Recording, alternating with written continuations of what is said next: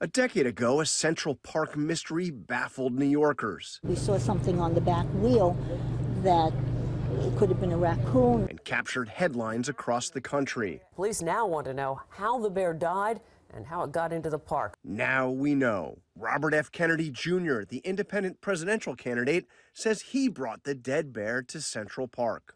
I pulled over and I picked up the bear and put him in the back of my van because I was going to skin the bear. He confesses in a new video that he left the dead bear right there with an old bicycle beside a Central Park bike path because he thought it would be, quote, amusing.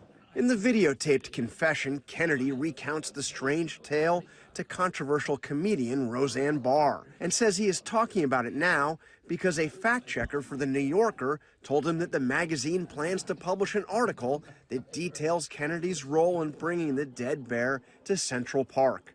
Anyway, Kennedy recounts how he saw a woman hit the bear with her car on a highway in upstate New York. He says he picked up the dead cub, intending to skin it and store the flesh in his refrigerator. But after a day of falcon hunting, he had to rush to a dinner at Peter Luger's Steakhouse in Brooklyn, where steak for two these days costs about $150. And then he had to go to the airport.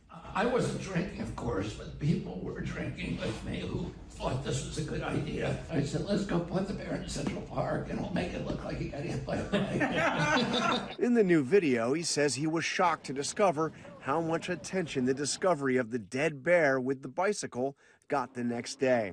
I was worried because my friends were all over that bike. It's not the only bizarre story to come out during the Kennedy campaign. Earlier this year, it was revealed that he once testified that a worm, quote, got into my brain and ate a portion of it and then died. That was back in 2012. At one point, Kennedy was in double digits in the polls. Don't you want something different?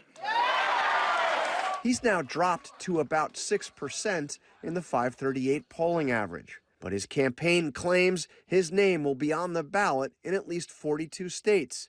That's not enough to win, but it could be enough to play a decisive role in determining who does.